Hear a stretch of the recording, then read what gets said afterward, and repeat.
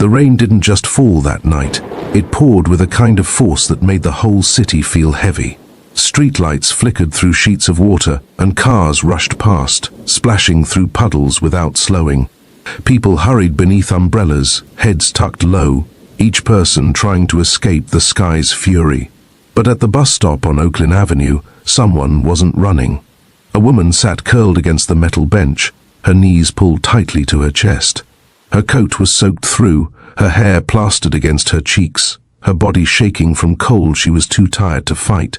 Tears mingled with rain on her face, but her eyes held a silence deeper than any storm. She didn't call out to anyone. She didn't reach for help.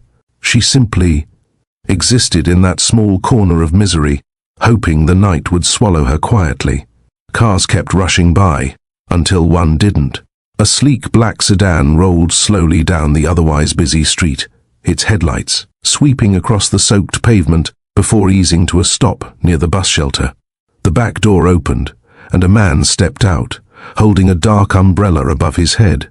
He didn't look like he belonged in that environment, not with the tailored grey coat, not with the confident stride, not with the quiet command that followed him even in the storm. He wasn't supposed to be there. He wasn't supposed to stop. But her face changed everything. For a moment, the noise of the rain seemed to fade as he looked at her. A stranger, yet not quite. Something in her posture, something in the sorrow clinging to her, tugged at him with a force he couldn't explain. This was Darian Roque, the billionaire the world rarely saw outside boardrooms or fundraisers. A man used to controlling outcomes, shaping industries, and moving forward without hesitation. But tonight, none of that mattered. Tonight, he found himself frozen by the sight of a woman who looked like life had pushed her past every limit a heart could take. As he stepped closer, the wind shifted, blowing rain across his face. But his eyes stayed locked on hers. He didn't know her. He wasn't meant to know her. Yet something inside him whispered that this moment would change his path forever. Have you ever passed someone on the street and felt something stop you? Not their appearance, not their words, but the weight they seem to carry in silence. It's strange, isn't it? How a single glance can freeze time. You don't know their name. You don't know their story. But something in the way they sit, in the way they keep their eyes low and their hands clenched too tightly, makes you feel like you've seen them before. Not in a literal sense, but in a way that touches something personal, as if pain recognizes pain, even from across the street. Maybe you've walked by someone like that. Maybe you were someone like that once. Someone trying to stay invisible. Someone too tired to explain what led them to that moment. Someone afraid that asking for help would only make the hurt worse. What would you do if it wasn't a stranger? What if something about their face, something almost forgotten in your memory, suddenly came rushing back like a wave? What if, just by turning their head, they opened a door inside you that had been locked for years? Darian didn't know why he felt so unsettled as he stood before her. It wasn't pity. It wasn't curiosity. It was something deeper. Something haunting. There was something about her. Something that didn't feel random. People say the universe has a strange way of connecting dots when you least expect it. But in that moment, Darian wasn't thinking about destiny. He was just thinking about her, this woman who didn't flinch from the rain, who didn't ask for rescue, who looked like she'd given up on being seen. Until now. She didn't scream. She didn't lash out at the storm, or at the world, or at the people who walked by with dry coats and busy lives. She just sat there, drenched, silent and small. That was the part that unsettled him the most. Her stillness. There's a certain kind of heartbreak that doesn't cry out anymore. A kind that gets tired of explaining itself. The kind that stops trying to be heard and simply fades into the background, hoping not to be noticed. Not because it doesn't need help, but because it's learned that help rarely stays. Her arms were wrapped tightly around her knees, not for warmth, but to hold herself together. As if without that grip, she might simply fall apart. Her shoes had holes in the soles. Her sleeves were soaked all the way up to her elbows. And her skin, pale, not from fear, but from surrender. She didn't look up when he approached. She didn't flinch when his shadow crossed over her. That's what made it real. This wasn't someone staging a plea for attention. This wasn't some dramatic outburst meant to provoke sympathy. This was a woman who had learned how to disappear, a woman who had forgotten what it felt like to be cared for. Her tears were old friends to her. She let them fall without resistance, without shame, not because she wanted anyone to see them, but because they'd stopped needing permission to show up.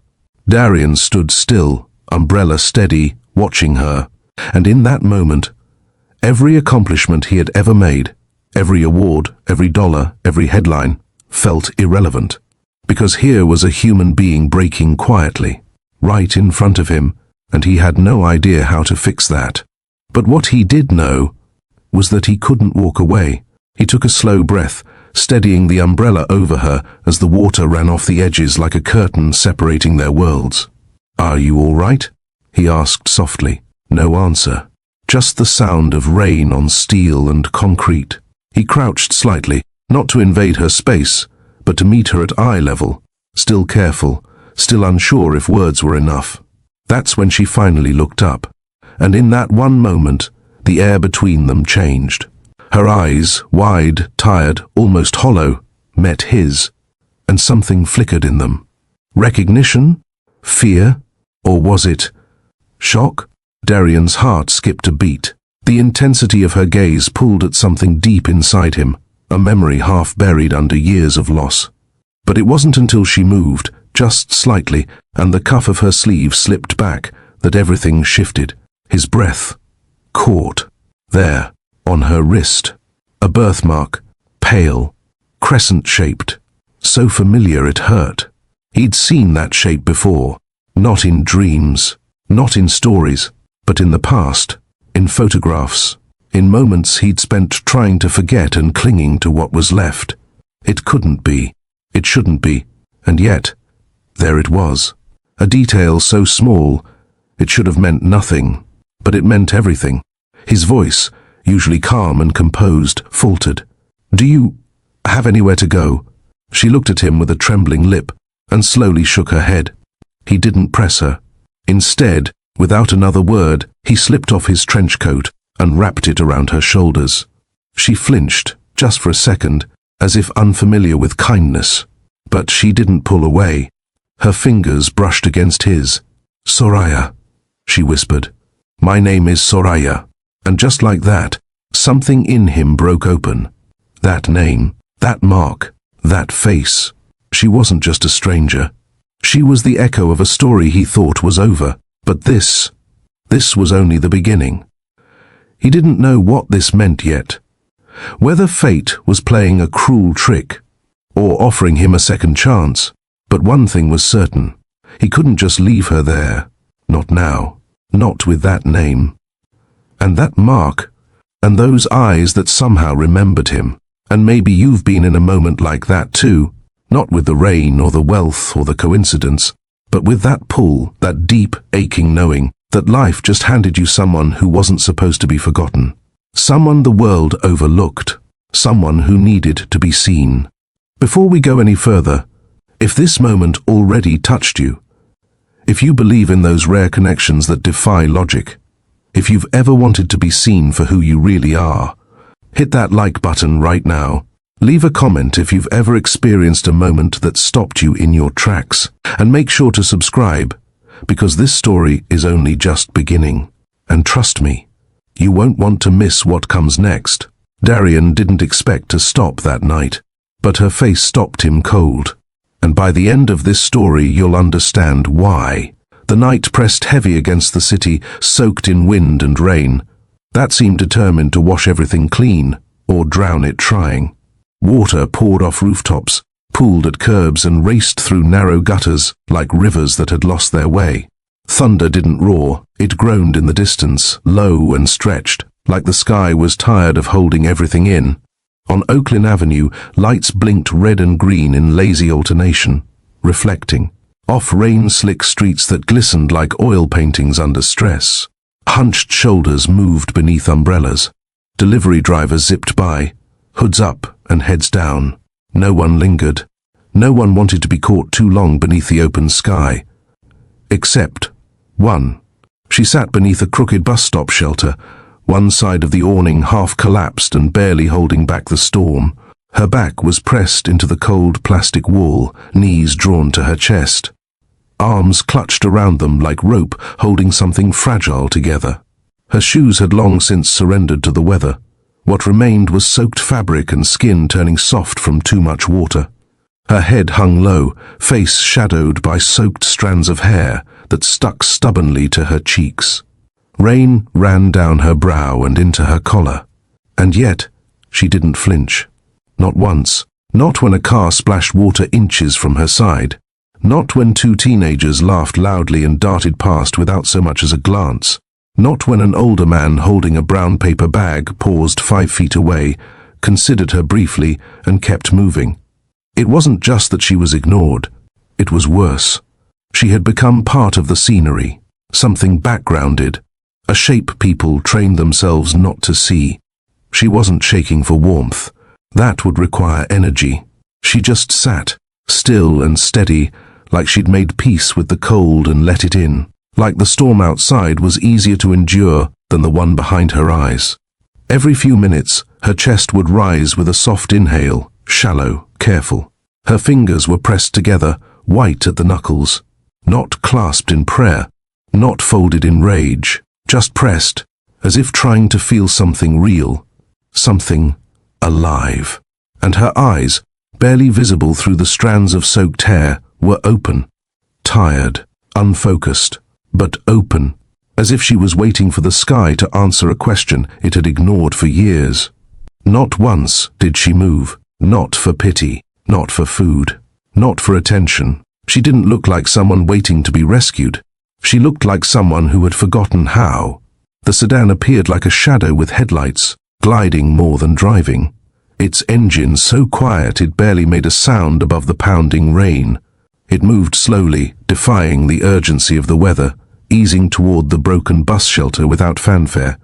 For a few seconds, it idled by the curb, wipers cutting long, slow arcs across the windshield. Then the rear door opened. Darian Roque stepped out. No one noticed. Not really. The city was too busy pulling its coat tighter, too loud with the rush of passing tires and the constant tap of water against steel and concrete. But the silence around him was its own kind of presence. He unfolded from the car with slow precision, tall and self-contained. His dark grey coat was sharp at the shoulders, the fabric heavy and perfectly fitted, swaying slightly with every step. He held a black umbrella in his right hand, not the flimsy kind from corner stores, but one that was clearly crafted with care. He opened it with a clean flick, and it settled above him like a shield. He didn't check his phone. He didn't adjust his sleeve. He simply looked ahead. Darian walked like a man who didn't need to prove he belonged anywhere. Each step was deliberate, paced against the rhythm of the rain. He passed streetlights that reflected off his polished shoes, moved through the mist like it parted out of habit, and made his way to the edge of the sidewalk, pausing just out of reach of the bus shelter. His eyes, sharp and dark, settled on her. He didn't call out. He didn't try to wave or crouch down like he was speaking to a lost animal. He just stood there, watching, reading, calculating without judgment, quietly collecting every detail of the moment, the way he'd studied markets, contracts, and competitors for years. But this wasn't business. This was instinct. He shouldn't have been on this street. His driver had taken a wrong turn after a charity gala uptown. The original plan was simple. Leave, avoid press, get home, disappear behind penthouse glass. But plans meant nothing now. The woman sitting at the bus stop hadn't looked up, hadn't moved. But something about her, something unspoken, held him there like gravity. Darian's reputation was built on control, silent boardroom wins, smart investments, discretion over spectacle. He wasn't the type to chase the unexpected, and yet, here he was. Something about the scene felt too familiar, not in a way he could name, but in the way a certain melody stirs your stomach before your mind catches up. She hadn't noticed him yet, but he saw her, and the question forming in his mind wasn't, who is she? It was, why does it feel like I already know her? Darian stepped closer, careful not to move too quickly, letting the umbrella cover not just himself but part of her as well.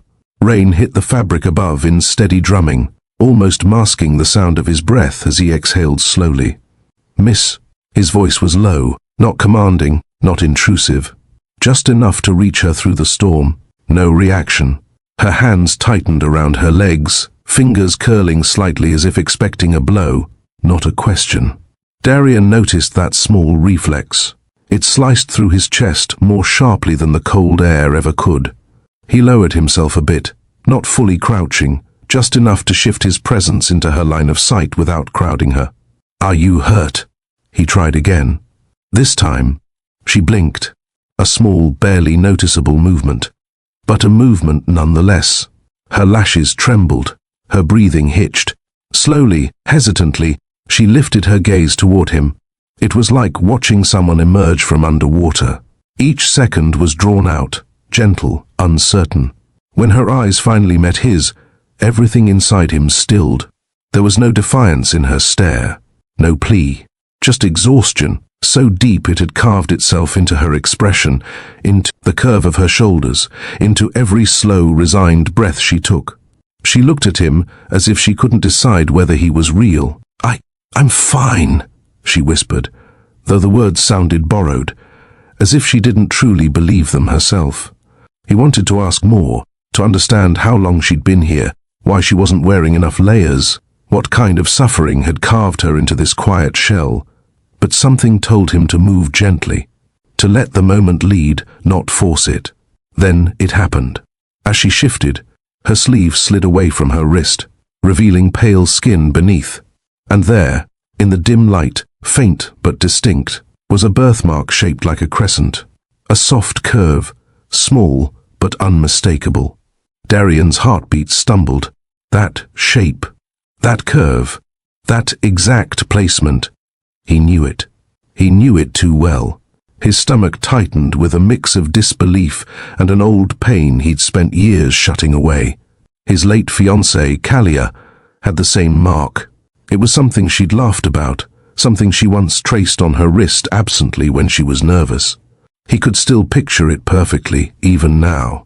He swallowed hard, steadying himself as a cold realization crept up his spine.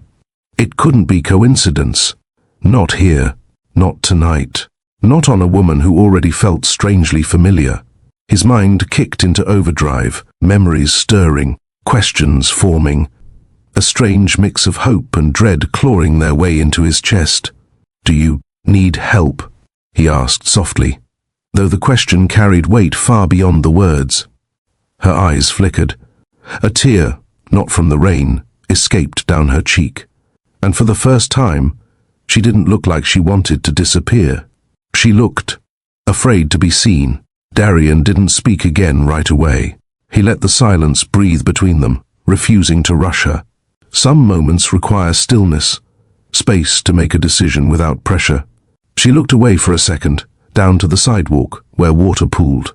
Near her feet, rising slowly over the toes of her ruined shoes. She didn't wipe the tear from her face, didn't adjust her sleeve. Just let the coat he'd placed around her settle across her shoulders, heavy and unfamiliar. Her lips parted, as if the words had to fight their way out. I'm not used to people stopping," she murmured. Her voice was soft, rough around the edges, the kind that hinted at a long time spent not speaking much. "I can leave," Darian said gently. "If you want space, I'll go." She looked up again, startled, not by the offer, but by the fact that he meant it. "No," she whispered. "It's just strange." He nodded. "I understand." And he did. More than she could possibly know. A gust of wind pushed a spray of rain sideways, and he instinctively lowered the umbrella a little more to shield her. She blinked up at him, more alert now, more aware. He hesitated, then asked, "What's your name?" She was quiet for a beat too long.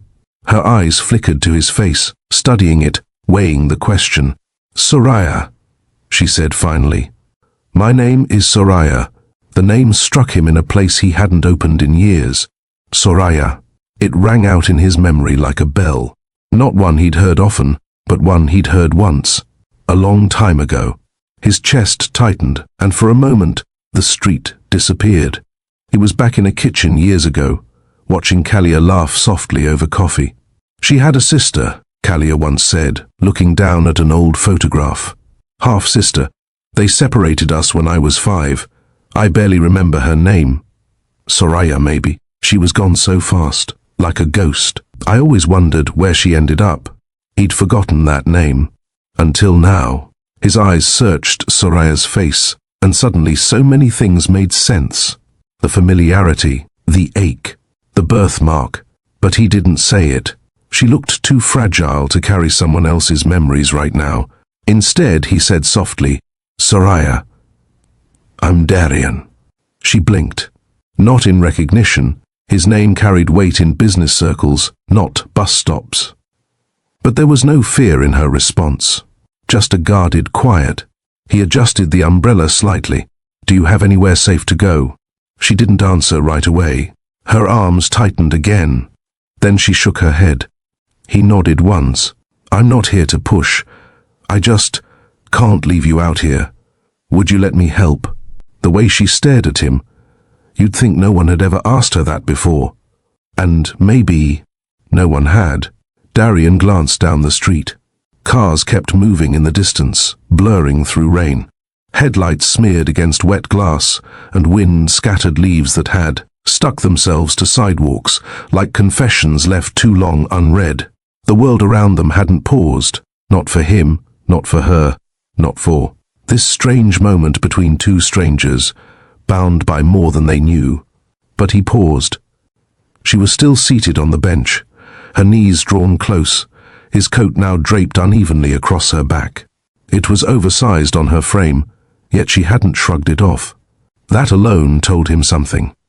"I'm not asking you to trust me," Darian said, voice low, steady. "I'm just saying, you don't have to freeze out here tonight." Soraya didn't look up this time. She seemed torn between fear and the quiet desperation of someone running out of reasons to say no. Her fingers gripped the coat tighter. He gave her space. "You can keep the coat either way." More silence. Another gust of rain. And then, slowly, quietly, she nodded. Not a dramatic nod, not some sweeping surrender. Just a small, almost reluctant tilt of her head that said, "I don't know what comes next, but I can't do this alone anymore." He extended his hand, not aggressively, not expecting it to be taken, just offering. And after a pause that seemed to stretch through both their hearts, she took it. Her hand was cold, wet, slightly trembling. He tightened his fingers around hers, not in a possessive grip, but in something steadier, grounded, assuring. She stood, and the coat slipped down slightly. He adjusted it without a word, then guided her slowly to the car. The driver opened the door without a question. Darian helped her in gently, then slid in beside her. No small talk, no awkward explanations, just the soft rustle of fabric and the hum of the engine as the sedan pulled away from the curb. For a few minutes, neither of them said anything. Soraya stared out the window, watching raindrops race each other down the glass. Darian watched her reflection, watched the way her shoulders finally started to loosen, as if permission had been given to stop bracing against the world. She glanced at him once, just briefly, as if trying to decide whether or not to be afraid. "I'm taking you somewhere warm," he said. "That's all. You can rest. There are no expectations." She didn't respond, but she didn't object. That was enough. As the city lights blurred past, he leaned back against the seat and let out a slow breath. He didn't have answers, but something inside him knew. He couldn't unsee her. He couldn't unknow what he'd just felt, and he couldn't let her vanish again. Not this time. The elevator rose in near silence, the city shrinking below them with each passing floor. Soraya stood near the corner, clutching the coat tighter around her frame. Her reflection in the elevator glass was a blurred ghost, wet hair clinging to her face, lips pale, eyes wide. She didn't speak. Neither did he. When the doors slid open, the first thing that hit her was the light. Soft, golden, diffused. No harsh fluorescence, no flickering bulbs, just a warm glow spilling across polished wood floors and tall windows that reached toward the clouds. She hesitated at the threshold. Darian stepped in first. "Come on," he said, gently. "You're safe." She took one cautious step inside. The penthouse was large, but not in the way that shouted wealth. It didn't brag. It simply existed in quiet confidence. Everything was calm, curated. Dark navy accents softened the room. Minimalist furniture, no clutter. Even the air felt different. Cleaner, warmer, still. To the left, an open kitchen. Marble countertops. Sleek appliances she didn't recognize. Ahead, a living area with a couch longer than any bed she'd ever slept on. Floor-to-ceiling windows looked out over the city, its lights flickering like a galaxy trapped in glass. Soraya didn't move further. She didn't need to touch anything to know she didn't fit here. Her fingers clung tighter to the coat, suddenly aware of the way her shoes squished with water onto his expensive floors. The instinct to shrink, to apologize, rose in her like a reflex. But Darian had already disappeared into the kitchen, moving with casual ease. "Sit anywhere," he called over his shoulder. "I'll get towels." She took a small step forward and sat, barely, on the edge of the couch, as if afraid it might reject her. She didn't know places like this existed outside magazines. Even then, they always seemed like rooms for other people. People with resumes and clean shoes and names that carried weight. This wasn't a shelter. It wasn't temporary. It wasn't meant for someone like her. And yet, here she was, wrapped in a stranger's coat, in a room that hummed with quiet comfort, and for the first time in years, her teeth stopped chattering. When Darian returned, he carried 2 towels, one folded, one open. He didn't rush. He didn't approach too closely. Just offered it out, allowing her to take it on her own terms. She reached for it slowly. "Bathroom's that way," he said, gesturing down the hallway. "There's a change of clothes in the closet. They might be a little big, but they're clean." She hesitated, fingers tightening around the towel. "You don't have to say anything," he added. "Just take your time." She rose from the couch without a word, shoulders slightly hunched, the coat still wrapped around her like armor. As she disappeared down the hallway, Darian turned toward the kitchen, letting the space fill with the soft sounds of boiling water and cupboard doors. Soraya stood in front of the bathroom mirror for a long time before she moved. The light was gentle here too. No buzz, no sharp reflections, just warmth. Steam curled up from the faucet as the shower ran behind her. Her face, half hidden behind strands of hair and streaks of grime, stared back at her blankly, as if she wasn't sure if the person in the mirror was still her. She stepped into the shower, and for the first time in what felt like forever, the water didn't come cold. It came warm, surrounding her, covering her, almost too much to take in at once. Her eyes welled with something that wasn't just relief. It was grief too, the kind that comes when you realize how long you've gone without softness. She stayed there longer than she meant to. When she finally returned to the living room, wrapped in a towel and a borrowed hoodie and sweatpants, her hair damp and braided loosely over one shoulder, the room smelled of something gentle and savory.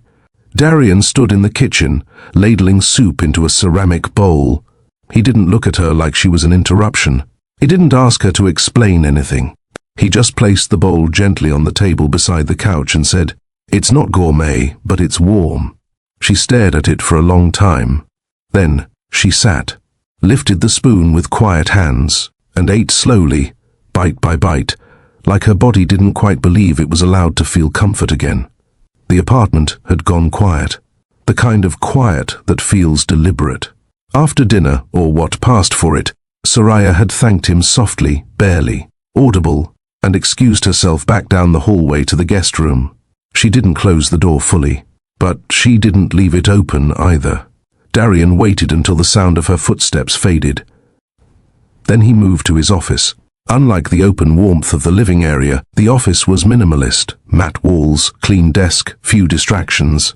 But tonight, that quiet order felt insufficient. His fingers hovered above his keyboard for several seconds before typing.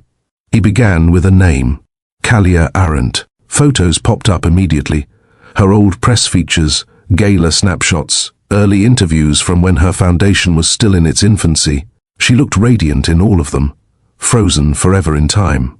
He paused at one picture, her laughing beside him, hair tucked behind one ear, her hand brushing his chest. He kept scrolling. Eventually he found what he was looking for, buried deeper in his own private folders. Digitized copies of family albums Kalia had scanned years ago, stored under a nondescript drive name. Most of the images were from her early childhood. Blurry backyards, birthday candles, mismatched socks. But one photo made him stop. Two girls in a sunlit garden. One unmistakably Kalia, wide smile, confident even as a child. Beside her, a smaller girl. Darker skin, messy curls, same sharp eyes, same dimple on the left cheek. No caption, no name. Just a captured moment that had gone unexplained all these years. His heart thudded.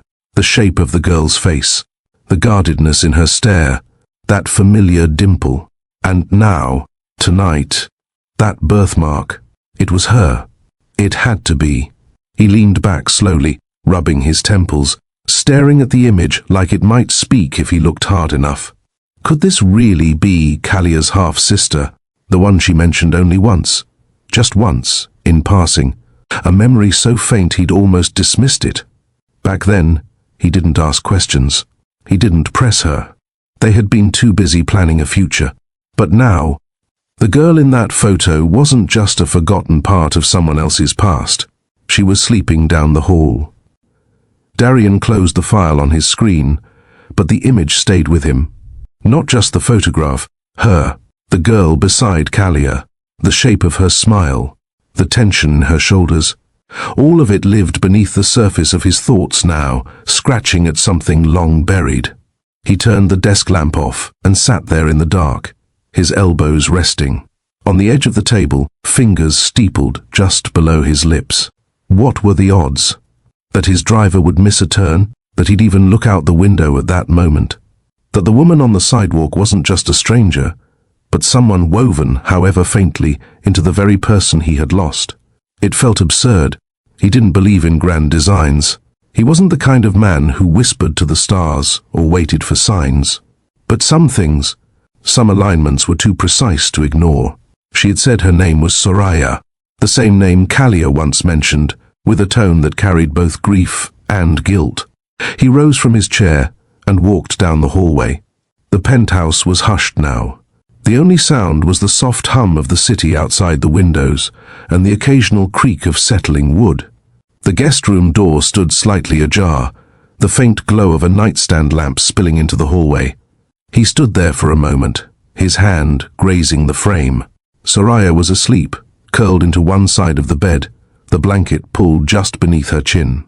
The hoodie he'd given her looked oversized on her frame, sleeves swallowed by her arms. Her face was turned toward the window, lips parted in shallow breath.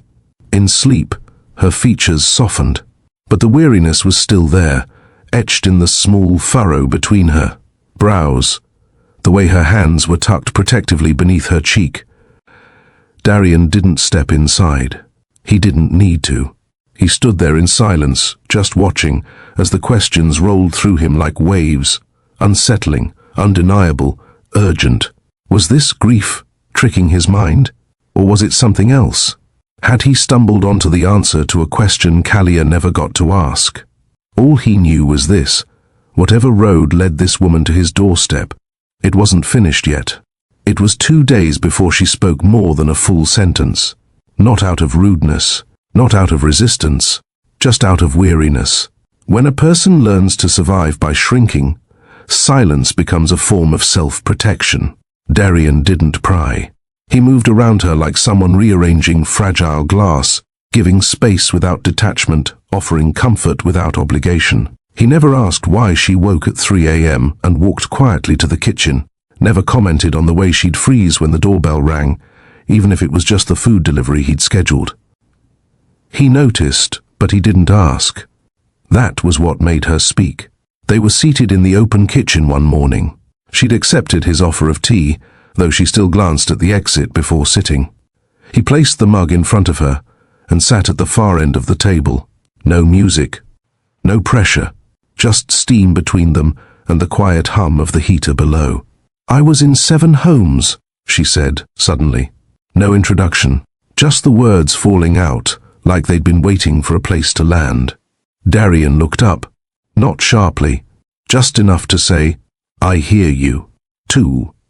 "Before I turned 10, she continued, eyes fixed on the swirl inside her mug. "Then I bounced through 5 more, some for a year, some for a few months. The last one, I didn't stay long." She didn't wait for him to ask why. The woman smoked in her sleep, once woke up with her blanket on fire. "I left in the middle of the night and never went back." He didn't interrupt. "They said I had trust issues," she added, as if it was a punchline. "But they never stayed long enough to earn it. Teachers forgot my name halfway through the year. Social workers changed so often, I stopped asking for theirs." Her fingers wrapped tighter around the ceramic mug. "Some homes were okay, some weren't, but none of them were mine. You learn to stop unpacking." The way she said it, unpacking, he understood she wasn't just talking about bags. "I worked a lot of jobs," she added. "Waitressing, janitorial, call centers. You keep moving because if you stop, things catch up." "Things?" he asked quietly. She didn't answer right away. Then, without looking at him, she said, "Grief, loneliness, hoping someone's looking for you." A long silence settled in. Darian looked at her, truly looked, and understood something deeper. She wasn't hardened. She was weathered. There was a difference. Her quiet wasn't indifference. It was exhaustion. And the most heartbreaking part, she said it all like it wasn't remarkable, like it was just background noise in a world that never really gave her a headline. The couch was wide, soft, immaculately upholstered, but neither of them used it. Instead, they sat on the floor, legs crossed, backs resting against the base of the couch. 2 blankets between them, one folded neatly, untouched, the other draped over Soraya's shoulders like a tentative shield. It was late, the kind of late where most of the city had already slipped into sleep, but Darian's penthouse glowed softly, lights dimmed low, the outside world muffled behind double-paned glass. A quiet wind pressed gently against the windows, but inside it was warm. He sat a few feet away from her, a mug of something herbal in his hand, the steam rising between them like breath in winter. Soraya hugged her knees loosely, half covered by the blanket. The hoodie she wore had begun to smell like the apartment now, cedarwood, linen, something like lemon. Clean. Safe. She hadn't meant to sit there that long. After she spoke earlier that day, she'd planned to stay in the guest room again, behind the safety of a closed door and silence. But she'd lingered, and he hadn't rushed her. Eventually, the silence between them turned from hollow to full, no longer the kind of silence that begged to be filled, but the kind that allowed 2 people to breathe in the same room. "You ever notice how floors feel more honest?" she asked suddenly, voice quieter than the hum of the heater. Darian looked over, intrigued. "Honest?" She gave a half shrug. "You can't fake anything down here. No presentation, no posture, just real." He glanced around the spacious living room, at the high-end furniture, the perfectly arranged shelves, then back at her. "I don't think I've ever sat on this floor," he said. "Figured." Her smile was faint, but it reached the corner of her mouth. That was new. She leaned her head back against the couch. "You said this place was meant to be peaceful, right? I tried to make it that way." "You did." She paused. "Still feels too clean, like I'm going to leave fingerprints somewhere." He understood. He'd spent years polishing the world around him to avoid dealing with the parts of himself he hadn't figured out how to clean. In a way, he had built peace by subtraction, not letting anything in that could create chaos. Until now. He pulled the second blanket toward her, feet probably cold. She hesitated, then took it. That was the entire exchange. No dramatic gesture, no commentary, just the slow, simple act of offering something warm to someone who hadn't been offered much at all. And for the first time since she'd arrived, Soraya let herself exhale all the way. No tension, no checking the door, no apologies, just a floor, a blanket, A quiet man who didn't ask her to perform. And a night that, for once, didn't need fixing. They'd been quiet for so long that the sound of her voice startled even her. I don't remember much. Darian turned slightly, careful not to move too quickly, as though sudden attention might cause the moment to disappear. Soraya didn't look at him. Her eyes were fixed ahead, locked on the dim outline of the city skyline beyond the window. About what? He asked gently. She pulled the blanket closer, the edge of it brushing her mouth. About before the homes, before the bouncing. Before I started sleeping in places that didn't ask for last names. He waited. There's this blank stretch, she continued, like static on an old TV. Faces I can't place, voices that feel like dreams. I remember someone humming. That's probably the earliest thing. A soft hum. I don't know who it was or what the tune was, just that it made me feel like I had a place to belong. He listened without interruption. Sometimes, she said, I think I had a sister. Maybe. A girl who held my hand once. Maybe it was a dream. Maybe it wasn't. I don't know. She blinked slowly, as though chasing fragments in her mind. There was a garden, I think. Somewhere small. I remember dandelions, not a field, just patches of them, yellow, then white. I used to blow them until my cheeks hurt. Darian nodded once, silently noting every detail. But names, dates, where I lived, gone. Just shadows. She looked down at her hands. You'd think something that painful would burn itself into memory. But that's the thing about hurt. It either marks you forever or steals the years completely. She let out a dry breath, not quite a laugh, not quite a sigh. Sometimes I feel like I'm made of holes, like everyone else has a timeline, and I just have scattered scenes. He understood that feeling more than he liked to admit. I've tried to force it, she added. Tried therapy, journaling, meditation, you name it. But I can't force what doesn't want to come back. Silence settled again, but this time, it felt thicker. I don't tell people that, she said. They always want to help fix it, like I'm a broken hard drive. Darian glanced down, then back at her. I don't think you're broken, and I'm not here to fix anything. She looked over at him then, really looked. No fear, just quiet surprise, as if someone finally said what she needed to hear. The clock on the wall ticked softly. They could both hear it now, neither of them speaking, but neither looking away. Soraya's posture had shifted. She was no longer hugging herself like she expected the world to take another swing. Darian set his mug down beside him on the floor, hands loose in his lap, not forcing the silence to end, not retreating from it either. Finally he said, You don't have to remember. Her eyes narrowed slightly, uncertain. But don't you want to know? He considered this. What I want doesn't matter if it comes at the cost of your peace. She blinked, taken off guard by the softness in his tone. I know people think answers bring closure, he continued, but sometimes answers just bring more questions. If you ever decide you want to know more, I'll help. But it's your story.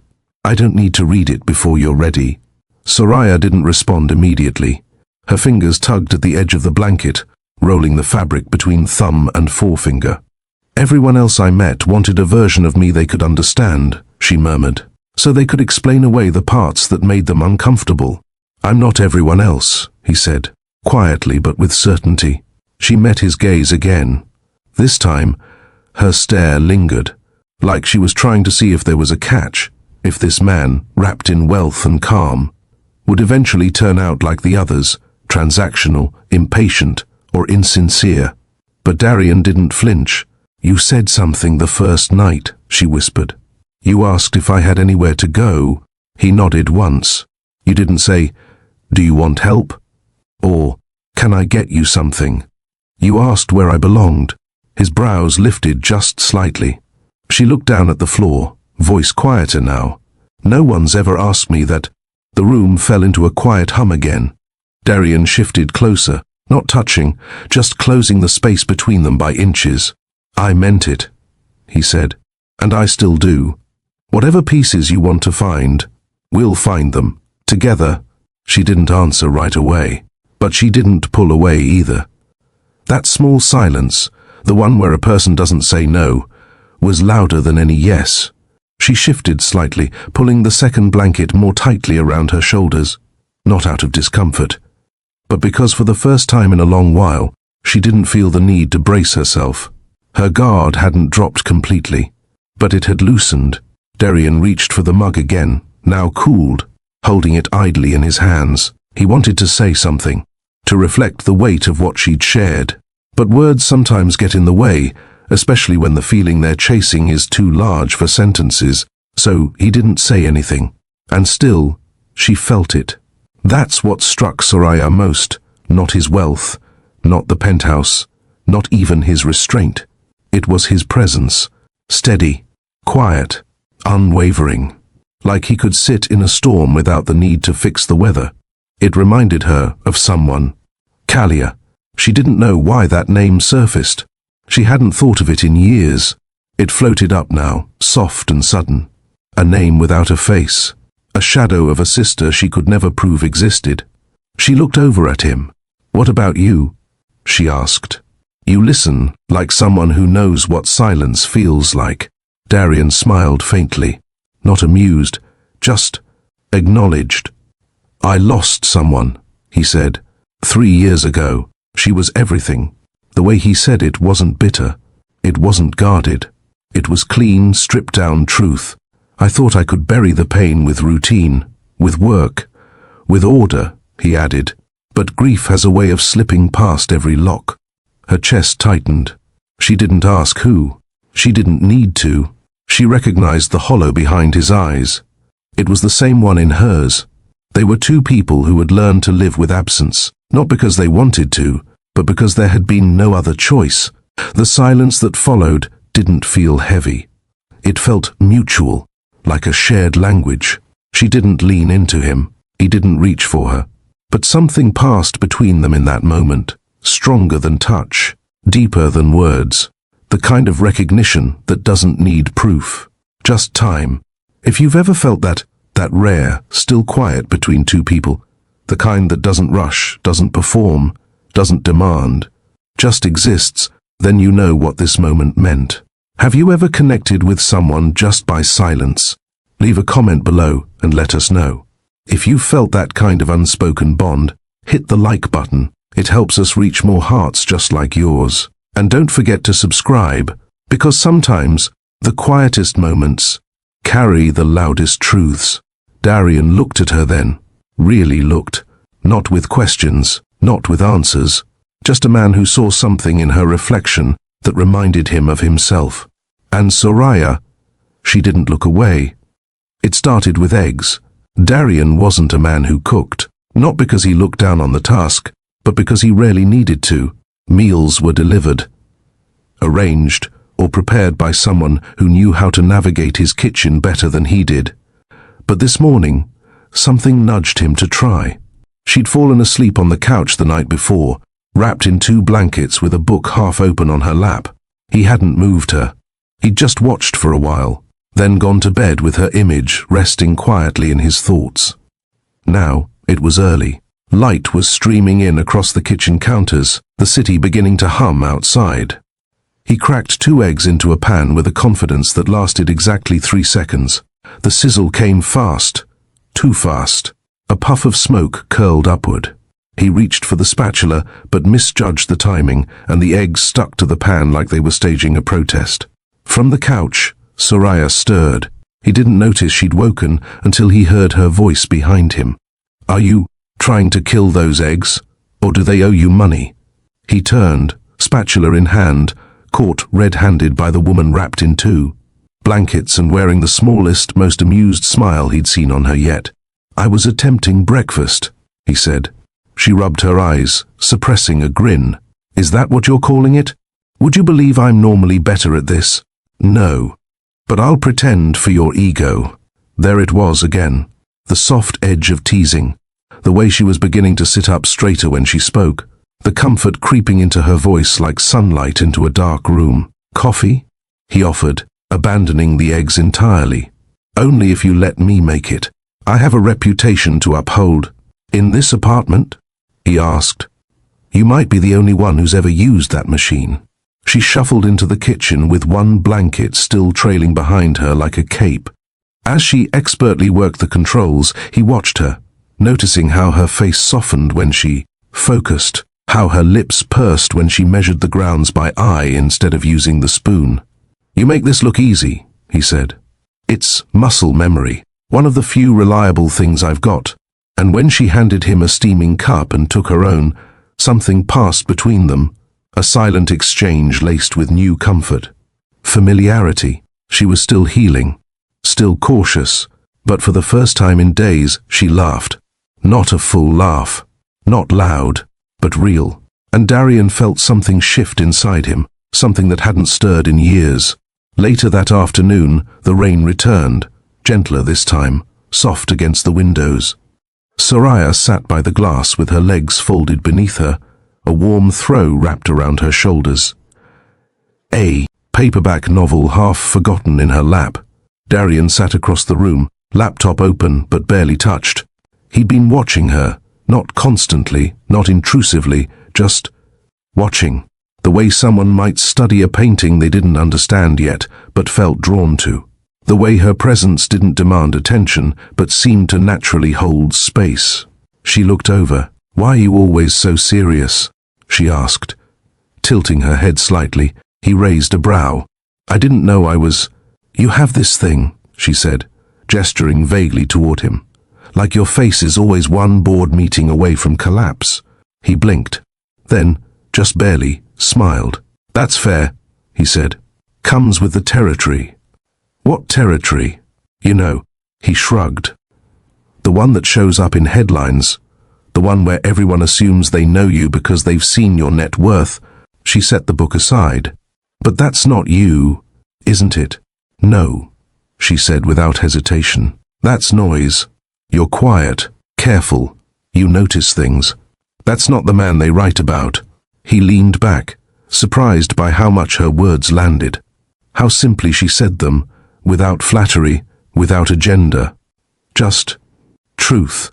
"Most people don't get past the noise," he admitted. "That's because most people don't want to listen," she replied. "They want a story they can retell, not a person they have to learn." He studied her for a long beat. There was no judgment in her voice, no awe either. She wasn't impressed by his wealth, nor intimidated by it. She saw past it without effort. "You're not afraid of who I am," he said quietly. "I'm more afraid of who I've been," she said. The rain tapped lightly on the windows as silence settled again. Not awkward, not cold, just full. A soft understanding hanging in the room. He looked down at his laptop, closed it. She had no idea how rare it was for someone to see him, not the machine he had built around himself, not the investor, not the public figure, just Darian, the man who still hadn't let himself unpack everything he lost when Kalia died. But Soraya didn't need a resume. She only needed presence. And in return, she gave him something far more valuable than admiration. She gave him recognition. The next morning came with light. Not harsh, gentle, gold-tinged, filtering in through the glass like it belonged there. The city outside still murmured, but inside the penthouse, time moved slower. Darian had stepped into his office early, claiming he needed to respond to a few emails. But truthfully, he just needed a minute alone to think about her, about what it meant to feel something again. When he emerged an hour later, she didn't hear him. He paused at the hallway entrance. She was in the living room, barefoot, hair down, swaying gently across the hardwood floor. A mug of coffee in one hand, her other hand outstretched like she was following invisible music. The speaker on the console played something soft, jazz, maybe. Something older, with more mood than structure. She wasn't dancing for performance. She wasn't even really dancing. She was moving. Unaware, unguarded, just free. It was the kind of movement people lose as they grow up. The kind that doesn't care how it looks or what it means. A rhythm born out of breath, out of comfort, out of simply being safe enough to feel weightless for once. She twirled, slightly, and the hem of the oversized shirt she wore lifted just an inch. Her feet padded silently across the wood, Her body relaxed, eyes half closed. Darian didn't say a word. He stood there, one hand resting against the doorframe, breath caught somewhere between chest and throat. It wasn't about attraction, though he'd be lying if he said she wasn't beautiful in a way that demanded nothing. It was more than that. It was the way she moved like no one had watched her in years. It was the fact that he was watching and couldn't look away. She opened her eyes suddenly, mid-spin, and stopped. Their eyes met. "Oh," she said, startled, the spell broken. "I didn't mean to interrupt." Her cheeks flushed, a soft pink that spread quickly. I didn't think anyone was up." "You were," he said, voice calm. "That's all that mattered." She laughed once, looking down at her feet. "Please don't pretend that wasn't ridiculous." "It wasn't," he replied. She blinked. "You're lying." He shook his head. "No. I just think it's rare to see someone be themselves." She held his gaze. There was no tease in his voice now, no joke, just truth. And she didn't run from it. The silence after her dance stretched longer than either of them expected. She stood barefoot, one arm crossed loosely over her stomach, the other still holding the empty coffee mug. Her weight shifted to one side, as if unsure whether to retreat or stay. He took a few steps forward, slow and steady, stopping just a few feet from her. "You know," he said, voice low but clear, "you're beautiful." Her eyes flicked to his. Not in surprise, she'd heard those words before, but rarely like this. Not without agenda, not coated in expectation, and certainly not after dancing barefoot in an oversized shirt with tangled hair and no makeup. She didn't smile. Instead, her tone dropped a little. "Don't say that unless you mean it." He didn't flinch. "I wouldn't waste the words." She searched his face, looking for signs, flattery, performance, rehearsed charm. But there was none. Just his quiet presence and the way he looked at her like the world had finally made sense again. "I've been told I'm beautiful before," she admitted, her voice softer now, "usually followed by something people want from me. Compliments can be currency. I'm not here to make a transaction," he said. She studied him a moment longer, and then something shifted. Not a full unraveling, not yet, but a loosening. Her arms fell to her sides. The coffee mug was placed gently on the nearby table. She looked down briefly, then back at him. "You really think I'm beautiful?" "Yes, even with everything. Especially with everything." Her lips parted, but the words didn't come. It was as though something inside her was fighting to believe him, while another part, buried deeper, was begging for the chance to trust again. "You don't know where I've been," she said. "No," he replied, "but I see where you are. And that's enough." It wasn't a line. It didn't need to be polished. It was just true. She closed her eyes briefly, as if anchoring herself in the stillness of the room. When she opened them again, she was steady, not exposed, present. "You're dangerous," she said, a small smile tugging at her lips. "Why?" "Because you're kind in a way that feels real." He offered the faintest smile. "That's not dangerous. That's overdue." For the first time, she didn't deflect. She just let the moment stay. The room held its breath. Neither of them moved for several seconds, but the energy between them shifted, subtle, charged, unspoken. Darian took one quiet step closer. His presence wasn't overbearing. It was intentional, centered, as if every inch between them had just become a question he was waiting for her to answer. Soraya didn't pull away. Her shoulders relaxed. Her eyes searched his face, not in fear, not in doubt, but with that cautious curiosity that forms when something real begins to grow between two people who never expected to find it. His hand lifted, slowly. He didn't touch her cheek, just hovered, letting her feel the nearness first. She leaned forward, just slightly, barely more than a breath. Her eyes drifted half-closed. Their foreheads almost touched. It wasn't hunger. It wasn't impulse. It was permission. The kind of closeness that comes from days of quiet, shared silences. From the steadiness of someone showing up. From layers peeled back in the dark when no one else was listening. And just as he tilted his face to close the gap, just as her lips parted, bzzzt, The phone on the kitchen counter buzzed sharply against the marble. They both froze. The sound cut through the atmosphere like a wire snapping under tension.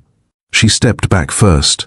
Her hand went up instinctively, brushing her hair behind her ear, even though it didn't need fixing. He didn't move right away, just exhaled, shoulders lowering as though the spell had been broken. She gave a soft, almost embarrassed laugh. "That was your phone, right?" "Yeah." His voice was low, a hint of frustration hidden behind the calm. Neither of them rushed to check it. "I should," she started, then stopped. She didn't finish the sentence because she didn't need to. He nodded. "It's okay." Another pause. Longer this time. A silence not of discomfort, but of choice. "I wasn't going to regret it," she said finally, voice quiet. "I wasn't going to push," he replied. She smiled. "I know." And with that, she turned slowly and walked back toward the guest room, barefoot, blanket trailing behind her again. No drama, no confusion, just the simple ache of something meaningful. Paused. He stood there a moment longer, and in the stillness he realized he wasn't falling in love with her. He was already there. The next morning arrived without fanfare. Sunlight crept into the room like it was testing the mood, filtering through sheer curtains that moved faintly with the draft. Darian was already awake. He hadn't slept much. Not because he was anxious, but because part of him didn't want the night to end. He'd spent hours replaying that almost kiss in his mind. Not just the nearness of it, but everything it carried. Trust, warmth, vulnerability. He didn't regret the interruption. What they had was already unfolding at its own pace, but the ache it left behind was undeniable. In the kitchen, he found her already standing at the counter. She was stirring oats in a small pot, hair braided loosely, face calm. There was no mention of what nearly happened, no awkward energy, just the quiet ease of two people who had begun building something real, brick by brick, not fireworks. "Good morning," he said, voice gentler than usual. "Morning." She glanced at him, eyes soft. "I hope you don't mind. I couldn't sleep, so I figured I'd make breakfast that doesn't involve smoke." He smirked. "That's a low blow. You'll recover." They shared a look, just a look.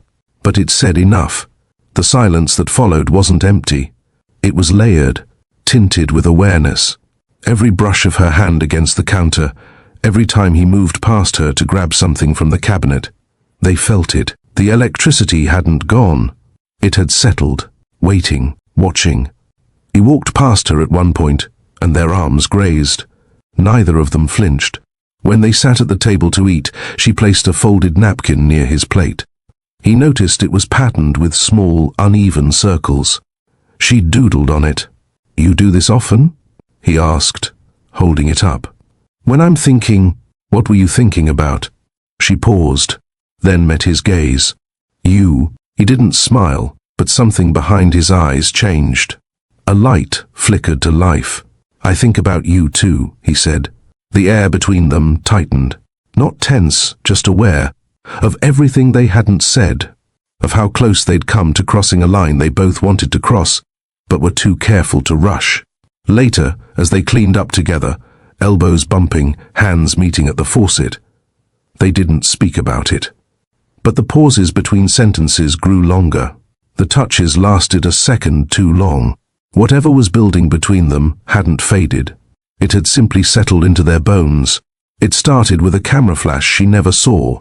3 days after things began to feel normal, if you could call anything in Darian's world normal, a photo surfaced. A single image. Grainy, taken from across the street. It showed her stepping out of his building, hoodie pulled up, head low, carrying a grocery bag like any other person on any other morning, but the building behind her was unmistakable. So was the doorman in the corner of the frame. By noon, it was on 2 gossip blogs. By evening, it hit national outlets. Mystery homeless girl spotted exiting Roke residence. The words were bigger than the truth, as they always were. She didn't see it first. Darian did. He was in his office when his assistant texted, "You'll want to see this." He opened the link. Then another, and another. The headlines weren't cruel yet, but they weren't kind either. They used words like unknown companion, possible live-in, and former runaway, mixing speculation with pixelated photos of her walking down the block. One headline caught his attention and held it there like a slap. Cinderella or Con? Who is the girl in the billionaire's shadow? The article cited anonymous sources from her old neighborhood. None of it was true, but truth had never sold as fast as spectacle.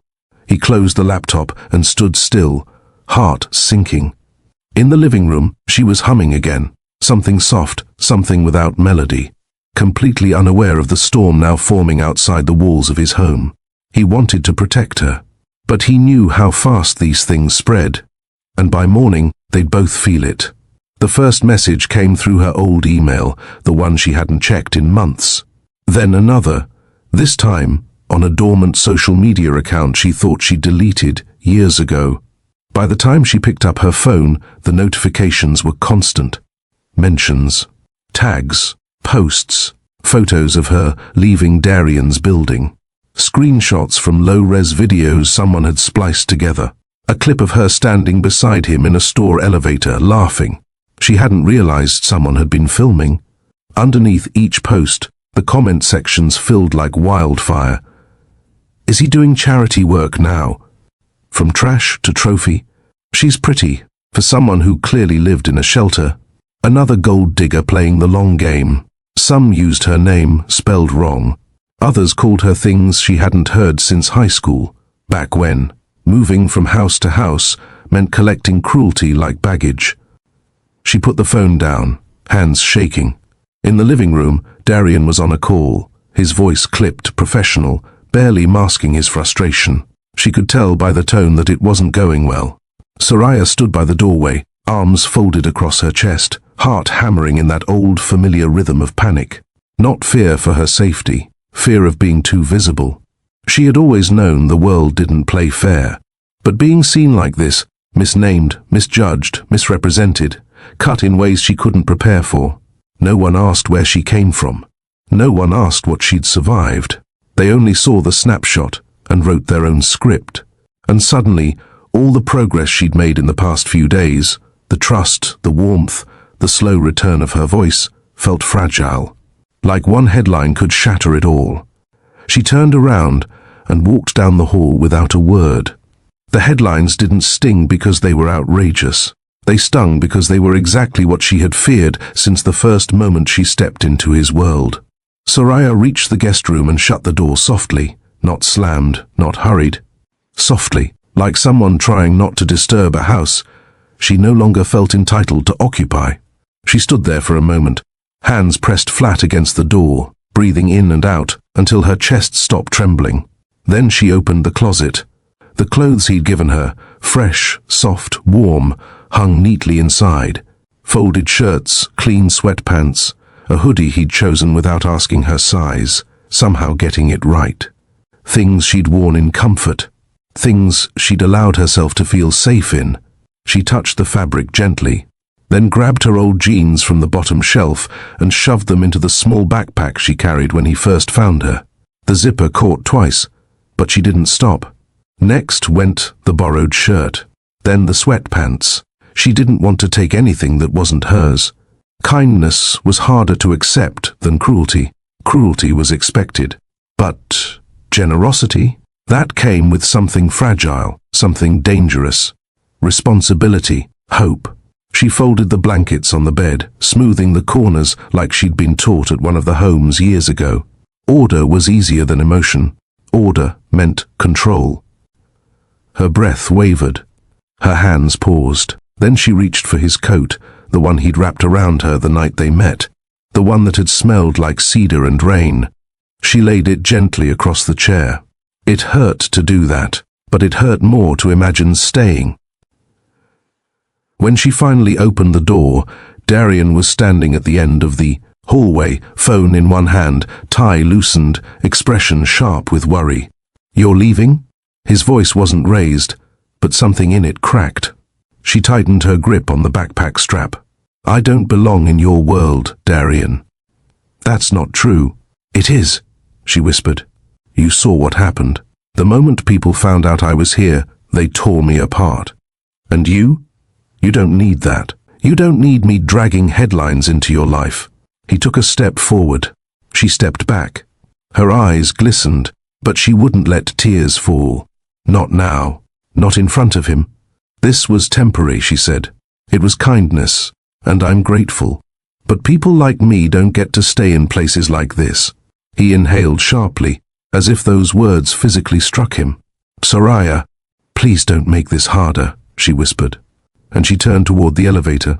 Soraya pressed the elevator button with a trembling hand. The soft ding echoed down the hall, far too loud in the quiet tension between them. She didn't look at him. She couldn't. If she did, she knew her resolve would weaken. The doors slid open. She stepped inside. Before she could reach for the button panel, Darian moved. Swift, controlled, deliberate. He stepped into the doorway, one hand braced against the frame, blocking the elevator doors with his body. They attempted to close, nudged against his arm, then reopened. Move, she whispered, voice tight. No, Darian. Her grip on the backpack strap tightened. Please, you think I'm letting you walk out of here like this? Without talking to me, without letting me explain. There's nothing to explain, she said, breath shaking. You saw what people are saying. I can't be the reason your life becomes a circus. He took a step toward her. She stepped back until her shoulders touched the elevator wall. You're not my liability, he said. You're not my embarrassment. You're not some mistake I need to cover up. She swallowed hard. The headlines are trash. His voice sharpened. They don't get to define you. That's easy for you to say, she snapped, voice cracking. You've never been the girl people whisper about. You've never been the one everyone assumes is trying to take advantage. You don't know what it's like to be viewed as a problem. The moment you walk into a room, he opened his mouth, then closed it. Her breathing was uneven now. Not frantic, just wounded. Every time I got close to somewhere safe, she continued, I messed it up. Or someone pushed me out. I won't let that happen here. Not to you. His jaw tensed. You think this is about protecting me? It has to be, she whispered, touching the elevator button again. Because if it's not, then I don't know what to do with what I'm feeling. The elevator lights glowed faintly between them. He lifted his hand slowly and pressed it against the wall beside her head, not trapping her, simply anchoring himself. You're scared, he said softly. I get it, but don't leave because strangers on the internet speak louder than the truth. She blinked hard, tears finally rising. Darian, I don't belong here, and I'm telling you, his voice broke, you belong right here. The elevator chimed again, but neither of them moved. The elevator still stood open, its quiet beep repeating every few seconds like a countdown neither of them wanted to obey. Soraya looked down, blinking back tears. Her hand hovered near the buttons, but it didn't move. And then, softly, so softly she almost missed it, Darian spoke. I let the love of my life walk away once. Her head lifted. I didn't fight hard enough. I thought time would fix it, that we'd come back to each other somehow. But time doesn't wait for people who hesitate. He took a slow breath. Kalia and I were complicated. We didn't always get it right. But I loved her. And when things got hard, I froze. I thought space would help us both. He looked at her now. Not through her, at her. I didn't call. I didn't chase. I didn't ask her to stay. His voice didn't break, but it trembled with weight. And then, she was gone. Soraya's lips parted, but no words came. He stepped fully into the elevator now, standing directly in front of her. I won't do that again, he said. Not with you. Tears spilled quietly down her cheeks. She didn't sob. She didn't collapse. She just let the truth land where it needed to. You barely know me, she whispered. I know enough. You think I'm her? No, he said gently. But I think you're someone she would have loved too. Her breath hitched. I think she would have told me to fight for you. The words hung there, between memory and hope. He reached up, brushing her hair back with his fingers. Slow, careful, not possessive. just present. You walked into my life the same way she walked out of it. Sudden, quiet, full of meaning I didn't understand right away. She didn't look away. I'm not letting you go, he said, barely above a whisper. Not because I'm trying to save you, but because I see you and I want you here. As you are. She closed her eyes for a moment. And when she opened them again, her voice was nothing but breath. Darian. He touched her cheek, wiping one tear with his thumb. I'm not asking for promises, he said. I'm just asking you not to run. And, for the first time since the headlines broke, she stayed. The elevator doors finally slid shut, but this time neither of them was leaving. They stood close, not wrapped in some dramatic embrace, not rushing toward resolution, just still, side by side, like two people who understood how much silence had carried them here. Soraya leaned her head softly against his chest, and Darian didn't move. He just held her, quietly, gently, as if the only thing she needed to know was that someone wasn't going to let go. The city outside moved on, cars honked, timelines refreshed, opinions flew through. Screens faster than thoughts, but inside this space, none of that touched them. He had seen the worst of her press. She had seen the softest parts of his grief. And still, they stayed. If you've ever reached that point where walking away feels safer than being seen, but someone chooses you anyway, then you already understand this moment. If this story moved something inside you, let us know. Have you ever been afraid that you didn't belong, only to find someone who told you otherwise? Tell us in the comments. You're not alone. Tap like if you've ever felt judged too soon. Subscribe if you believe stories like this deserve to be told. Because the world needs more than fairy tales. It needs truth. And sometimes, truth is simply this: someone staying when the whole world said you weren't worth it. There was no single moment when it happened, no grand declaration, no fireworks, no cinematic turn, just a quiet series of mornings that began to look different, the kind where one person brews the tea while the other folds the blanket, where shared space becomes shared life. Soraya didn't move into the master bedroom. She wasn't ready for that, but she no longer packed a bag to leave, and that mattered more. She began to wake up before him. He found that detail oddly comforting. He'd come out of his room to the smell of something warm from the kitchen. Sometimes toast, sometimes cinnamon. Once, it was just hot water and silence, but she was there. She hummed often now. Low, soft, nothing structured. Just quiet melodies she didn't even realize she carried. She hummed when she dried the dishes, when she wiped the counters, when she looked out the window for too long, lost in thought. He stopped asking what she was thinking. She stopped apologizing for the quiet. They moved around each other like a pair of notes written on the same line. He would set something down and she would pick it up. She would start to clean and he would finish without needing to be asked. It wasn't effort, it was rhythm. The apartment adjusted too. Blankets, once neatly folded, were now draped casually on the arm of the couch. A mug with her lipstick print sat on the bookshelf, forgotten. One of her books lay open on the kitchen table with a receipt as a bookmark. Nothing was pristine anymore, and Darian loved it. He didn't say so, of course. That wasn't his way, but his hand lingered a second longer on her shoulder when she passed him in the hallway. He left his office door open now. He made dinner once from scratch, badly, but she still said thank you like it was a masterpiece. Love, it turned out, didn't always arrive like a flood.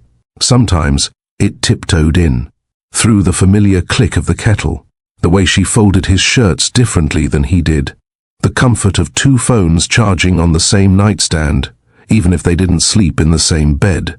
They never said the word, but it was there, in the routine, in the softness, in the choice to stay. He didn't realize when it started. He just remembered that she didn't like her tea steeped too long, that she always added honey after it cooled for a minute, that if it was rooibos, she liked a cinnamon stick dropped in, but only when she was anxious, that she would sometimes hold the mug without sipping, as though the warmth alone was enough to soothe the ache. So, He made note. Not on paper, not on his phone. In his mind, the way you remember your childhood street, or the scar behind your ear. Quiet details you don't try to learn, but never forget. Darian started stocking the pantry differently. Peppermint for her headaches, ginger when the clouds made her withdrawn, rooibos, always, in multiples, because she liked having options. He labeled them in small glass jars, not because she asked, but because it made her smile. "You notice things," she said once. He didn't reply, but he noticed the way her voice broke on the word things. After that, she started leaving notes. They weren't dramatic. They weren't declarations. They were yellow, curled at the edges, stuck in odd places. On the bathroom mirror, "You're not your past." Inside the fridge, on the milk carton, "Good people drink full cream." Just saying. On his laptop keyboard, "Take a break, stretch. The world won't implode." He began to collect them like keepsakes, not because of what they said, but because she thought of him when he wasn't looking. Because she believed in interrupting his solitude gently, not with noise, but with affection. One night, she caught him rereading one. "What?" she asked, half teasing. He shrugged. "Just wondering if you'll ever run out of sticky notes." She paused, then walked over, pulled a pen from behind her ear, and scrawled something directly on his forearm. "Never." Her handwriting was terrible. Slanted, half print, half cursive, but he didn't wash it off. That was the night he realized. You didn't need to say "I love you" when you wrote it on a post-it, when you brewed it in the right mug, when you remembered that she didn't like the clink of a metal spoon against ceramic. Love, in their home, was brewed slowly, and it always left a note behind. Healing didn't arrive all at once. It showed up on certain mornings and vanished on others. It lived in the way she reached for the light switch twice before turning it on, as if checking for something that wasn't there. It hid in the way she startled when the doorbell rang too suddenly. It surfaced when she froze mid-sentence because a sound outside reminded her of somewhere she once had to leave quickly. Little things, old echoes, shadows of survival she hadn't outgrown. One night, she jolted awake on the couch. No scream, no cry, just a gasp so sharp it echoed in the dark. He was in his office, reading. He heard it immediately. When he came into the living room, he didn't touch her or rush to ask questions. He simply sat on the edge of the coffee table, not too close, hands resting loosely on his knees. She steadied her breathing, staring at a point on the wall. "It was just a dream," she whispered. "You don't have to explain." "I wasn't back there," she said. "But it felt like it." He nodded once. "Okay." She looked at him then, waiting for the follow-up that never came. "No, what happened? No, tell me everything. Just presence." She pulled the blanket closer. "You're very calm, because you don't need me to fix anything." Her lips trembled. People always tried. Therapists, caseworkers, even people who meant well. They tried to pull things out of me too quickly. I always felt like I had to perform my pain. "You don't owe me your pain," he said. "You don't owe me your past." She closed her eyes, relief softening the line of her jaw. He leaned back slightly. "Just breathe. I'm right here." And so she breathed, slowly, steadily, until the shaking in her hands eased. Another time, she dropped a glass by accident. It shattered across the floor, and for a split second, her entire body recoiled, not from fear of him, but from the instinct to apologize before blame could fall. He noticed, and he didn't raise his voice, didn't rush to sweep it up. He knelt, not to fix, but to gather pieces with patience. "It's just glass," he said, "not a crime scene." She let out a weak laugh, and the tension in her shoulders melted again. Darian learned something essential. She didn't need rescue. She needed room. Room to exist without judgment. Room to unlearn fear in her own way. And he was willing to give her all the room she needed.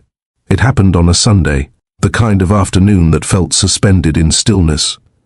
The windows opened just enough to let in the scent of rain-kissed pavement, the rustle of leaves carrying music from some street performer below. They were seated by the window in quiet companionship, her knees pulled. To her chest, his arm draped casually over the back of the love seat. Darian had learned her rhythms by now. She needed space in the mornings, quiet in the evenings. Sudden touches unsettled her. Smells could comfort her or trap her in memories she hadn't chosen. And eye contact, real steady eye contact, only happened when she was ready. That day, she turned toward him with a look that stopped time. No armor, no retreat in her gaze.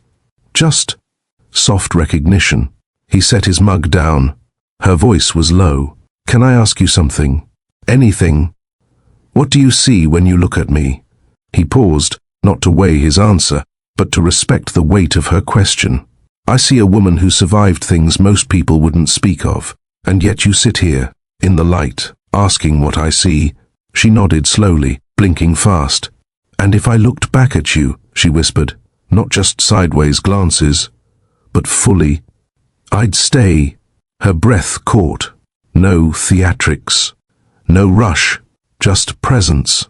Then she reached out. Her fingers, tentative at first, found his hand, slid into his palm like they'd belonged there all along. Then she guided his hand up, trembling, slow, until it hovered near her cheek. "Okay," she said, barely audible. "You can." Darian didn't move quickly.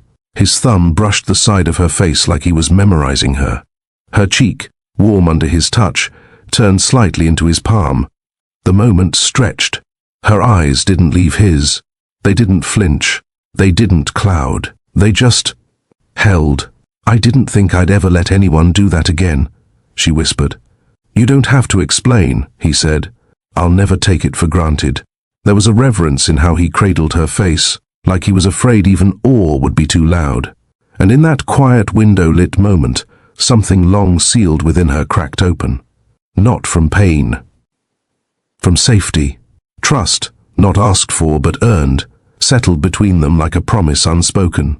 The evening was quiet, cloaked in soft lamplight and the low hum of music from Darian's record player. Soraya was curled in her usual spot on the armchair, legs tucked beneath her, wearing one of Darian's old sweatshirts, faded blue, frayed at the cuffs, and far too big on her. She liked it that way. It made her feel held, even when he was across the room. Darian sat on the rug, his back to the couch, flipping through an old notebook. But his eyes weren't on the pages. They were on her. He'd watched her shrink for days, retreating inward again, like waves pulling away from shore. Her laughter came less often. Her quiet stretches grew longer. The look in her eyes was one he'd started to recognize, shame dressed up as stillness. He didn't push. Instead, he stood, walked over, and knelt beside her. "Talk to me." Soraya hesitated, her lips parting, then closing again. "It's hard," she murmured. "I know." She looked away. "You make things seem easy. Like if I just stay long enough, everything broken in me will eventually become beautiful again." Darian's brow furrowed. "Soraya." "No, let me finish." Her voice cracked, but she held her ground. "I don't want to be a project. I don't want you looking at me like a rescue mission. I'm trying, Darian, but I still have bad days. I flinch. I overthink. I disappear sometimes even when I'm right in front of you." He reached for her hands. "I don't want to fix you," he said gently. "I never did." She blinked, eyes wide. "I just want to know you're staying," he added. "Even when it's hard, even when you're quiet, even when you forget how bright you are." Soraya's face crumbled, eyes glossing with unshed tears. "I don't know how to promise anything." "You don't have to," he replied, thumb brushing her knuckles. "Just let me show up. Let me choose you again and again, until it doesn't feel scary anymore." She didn't respond with words. She just nodded, then rested her forehead against his. A quiet yes. No one tried to be strong in that moment. No one had to. Sometimes the bravest thing is simply choosing to stay. It began with a storm. Not the loud kind that tears rooftops or splits trees, but the gentle kind. Rumbling skies. Soft rain tapping windows, wind sighing through the city like a lullaby for the broken. Soraya had always been uneasy during storms, not because of the sound, but because it made her feel alone, abandoned, as if the world was too busy watching the sky to notice she was unraveling. But tonight felt different. Darian had lit candles around the penthouse, not for romance, but for calm. The power flickered briefly, and he said nothing, only moved with steady hands, and soft footsteps, setting light wherever darkness threatened to take over. Soraya sat by the window in silence, tracing the path of raindrops as they trailed down the glass. She wore a soft cream robe, damp curls tied back loosely, eyes reflecting the flicker of flame and the glint of sky. Darian approached slowly, a blanket draped over one arm. Cold. She shook her head, then hesitated. Maybe a little. He wrapped it around her, careful not to break the silence between them. It wasn't heavy or awkward, it was full, laced with something unnamed but deeply known. I used to think I was too damaged to deserve moments like this, Soraya said after a pause. Darian didn't rush to comfort her. He just waited. But maybe, she continued, maybe this is what healing looks like, not erasing the past, just being brave enough to stay present with someone who sees it. She turned to him then, slowly, cautiously, eyes lingering, searching. Darian met her gaze with the kind of stillness that settles after a long storm. His voice was quiet. "Can I kiss you?"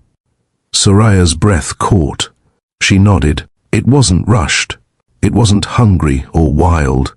It was the kind of kiss that says, "I've waited a lifetime for this, and I'll wait another if I must." Their foreheads touched first, then their lips, a tender press, a slow surrender. The sound of rain was their witness, the candlelight their only audience, and as thunder rolled softly through the sky, two souls, fractured by the world, finally found their way to each other not as saviors, but as survivors who chose love anyway. The decision had been made, though neither of them said it aloud. It was a Saturday morning, quiet but heavy with expectation. Darian stood in the kitchen, clutching his phone like it might bite. Across the marble counter, Soraya sat on a bar stool, stirring honey into her tea even though it had long gone cold.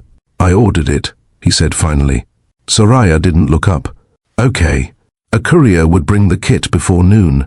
Darian had arranged it privately, using a trusted contact. No labs with public records, no chance of a media leak. Discretion was everything. But it wasn't the outside world they feared. It was the answer itself. They were living in a delicate rhythm now. Soft mornings, candlelit evenings, a new language of quiet glances and shared silences. It was no longer just safety. It was comfort, real and terrifying. The test threatened all of it. If she wasn't Kalia's sister, what would that mean? And if she was, how would that change everything they'd begun building? Darian watched her closely. Her eyes were fixed on the spoon in her hand, spinning slowly in the cup. Her body was still, but her knuckles were pale from gripping the ceramic. "I can cancel it," he offered. "We don't have to do this." She shook her head. "We do." Her voice cracked at the edges, not with fear, but with a strange, deep resolve. Soraya wasn't the girl he found in the rain anymore. She was standing at the edge of truth, and this time she wanted to walk toward it. The courier came an hour later. The kit was sleek, impersonal, just cotton swabs and instructions. But in their hands, it felt like fate disguised as plastic. When the samples were sealed and sent, neither of them said anything. But that night, they slept further apart than usual, as if the truth might break what closeness couldn't protect. The waiting was worse than either of them had anticipated. 2 business days, the courier had said.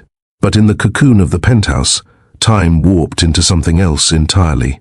The minutes dragged like lead across the floor, and every hour without an email felt like another thread unraveling. Soraya retreated into silence. She no longer curled into him at night. Instead, she lay on her side, eyes open, watching the flicker of streetlights against the ceiling like they might spell out her future. Darian, for his part, kept himself busy, or at least, he tried. He buried himself in the corners of his office, screens glowing, spreadsheets open, but he hadn't clicked his mouse in 20 minutes. He just stared. His mind was elsewhere. In a strange way, they were both suspended, each too afraid to ask the other what they were hoping for, because even hope, at this point, felt dangerous. One morning, she found him standing on the balcony, barefoot, dressed in nothing but a white shirt and flannel pants. The skyline stretched behind him, pristine and untouchable. "You're cold," she said, her voice barely above a whisper. He didn't turn around. "I'm fine." She stepped closer, wrapping his hoodie around herself. The wind teased strands of her hair into the air. "What do you think it'll say?" Darian was quiet for a long time. Then finally, "I don't know what I want it to say." She nodded, tears brimming but not falling. "Me neither." Because it wasn't just about biology.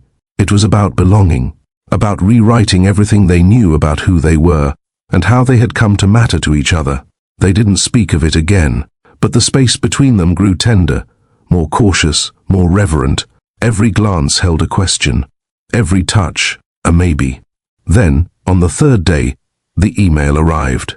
Darian saw the subject line first. DNA results ready. He didn't open it immediately. He called her into the room, handed her the phone. "We open it together." Their fingers brushed as they tapped the screen. What lay beneath was just data, scientific, cold. But to them, it would mean everything. The screen loaded slowly, the small spinning icon mocking the weight in the room. Soraya's breath caught first. Darian felt her hand tremble before he even saw the words. Then finally the page opened. Clean white background, black text. Nothing decorative, nothing softened. Just science. Just truth. Genetic match. 99.8% probability of direct sibling relationship. Soraya covered her mouth with both hands. A sound escaped. Small, sharp, disbelieving. Darian's vision blurred for a moment as he read the words again, then again, needing to see them settle into place.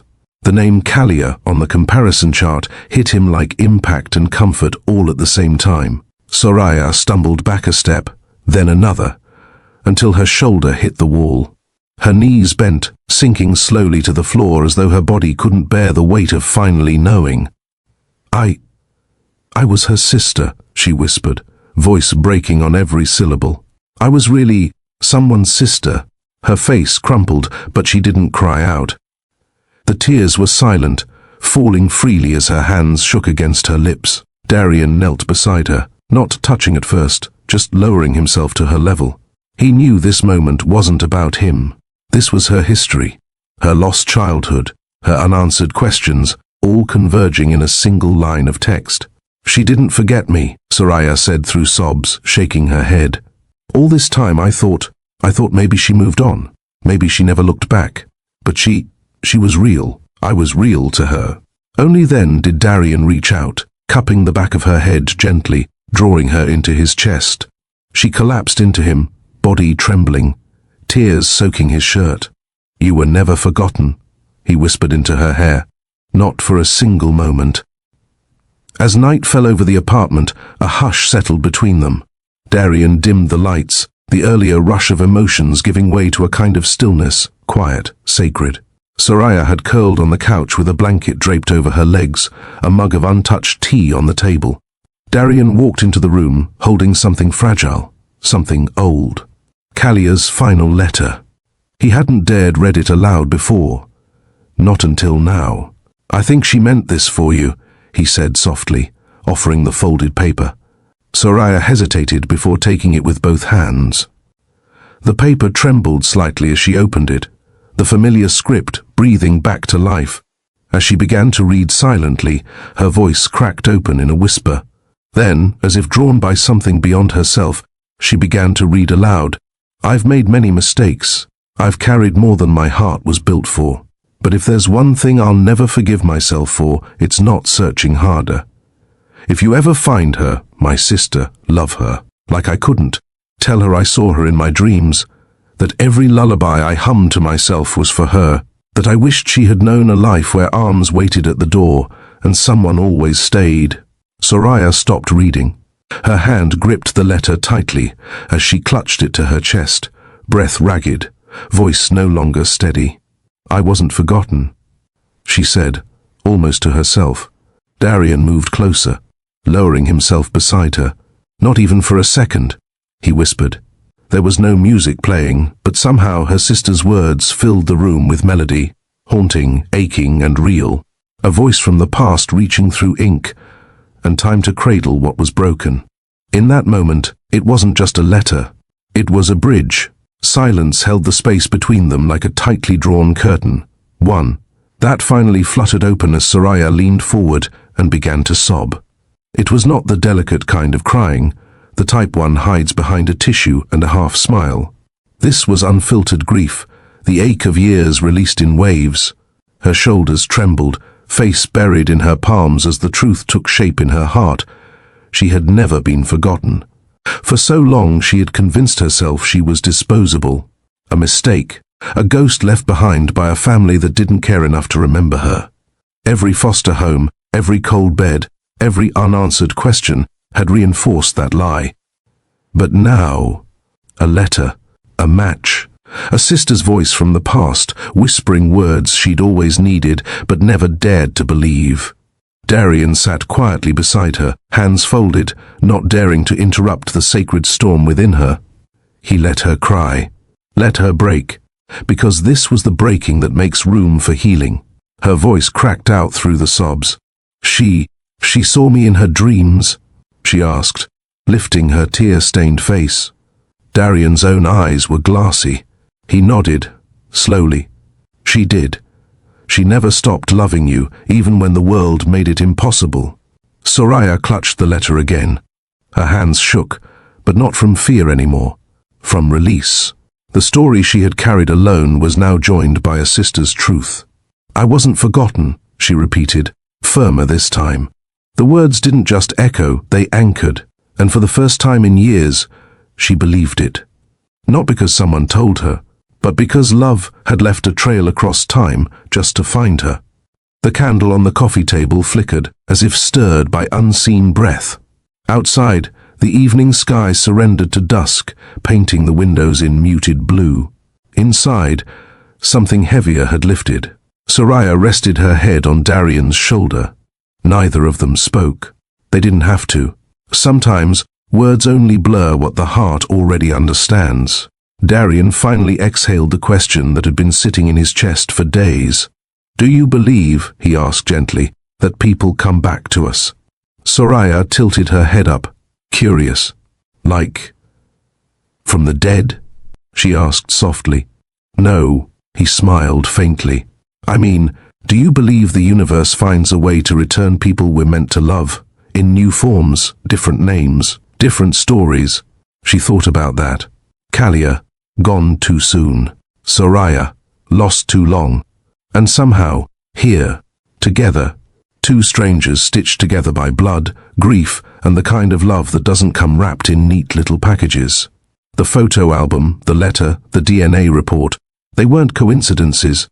They were maps, proof that not every broken path leads to ruin. Some wind back to something deeper, something eternal. She nodded. "Yes, I do now." Darian looked at her, really looked at her. "Have you ever felt," he said, voice low and steady, "like the universe brought someone back to you?" She met his gaze with quiet certainty. "I have." Her hand slid over his, fingers intertwined like they belonged that way. And in that still sacred moment, the camera of life would have zoomed out, catching two souls.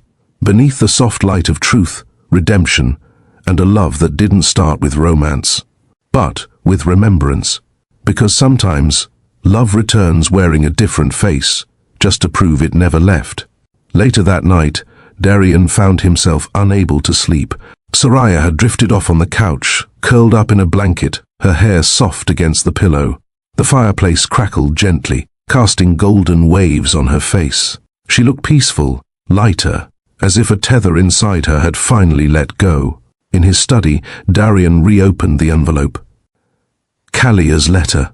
The ink had smudged in one corner, the signature faded, but the words were burned into his memory. If you ever find her, love her like I couldn't. Remind her she was always worth finding. Darian whispered the sentence aloud, as if it would echo back to wherever Kalia now rested. He didn't know what love looked like between siblings who never got to meet, but he knew what hope sounded like in a woman's voice who had almost given up. He now understood what Kalia meant. Soraya had walked through the fire alone, faced shame, hunger and abandonment, and still kept her soul intact. She wasn't just a shadow of Kalia's memory. She was her own flame, and yet everything about her felt like a door reopening, not just to the past, but to the future. A future where family could be rebuilt from splinters, where grief could birth grace. He walked back to the living room and sat beside her. Carefully, slowly, he slipped the letter beneath her hand.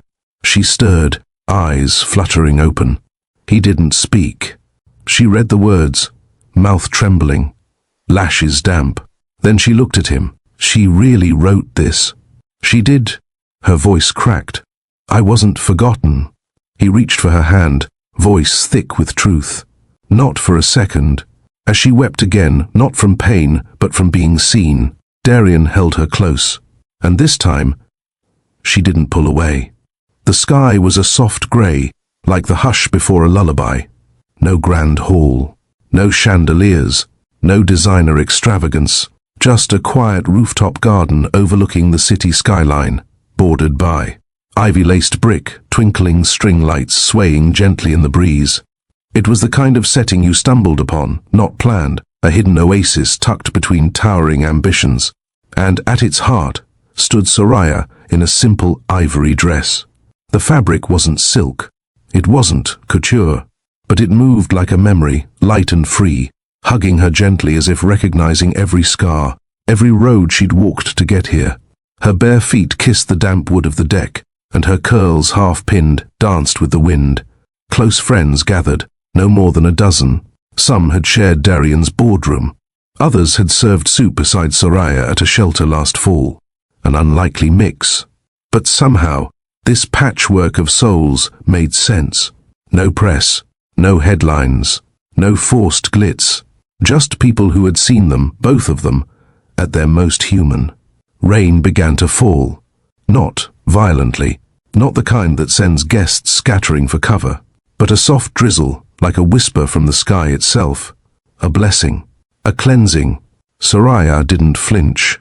Darian reached out, his hand threading through hers, grounding her in the present. Their officiant, a woman in her 60s with silver dreadlocks and laughter lines etched by decades of stories, didn't even pause. She smiled wider, lifting her voice to the breeze. And the couple didn't step back. They stepped forward. Under that soft, soaking rain, they said yes. Not just to each other, but to every storm they'd weathered alone. And now, to the storms they'd faced together.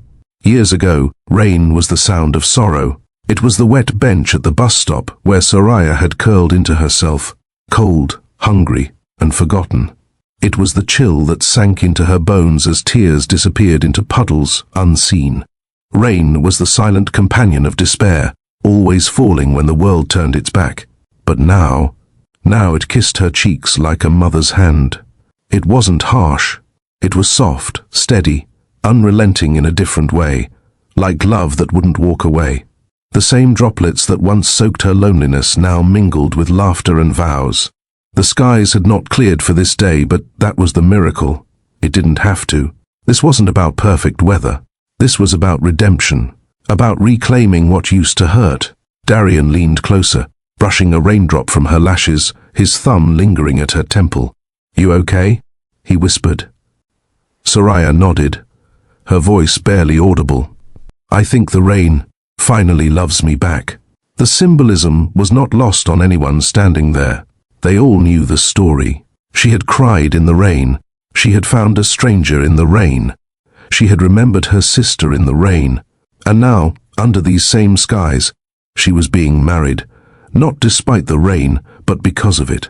What once broke her, now blessed her. She stood taller beneath the grey sky, shoulders no longer hunched in defeat, but rolled back in quiet pride. This was her victory, not a parade, Not a fairy tale, but something deeper. A moment redefined.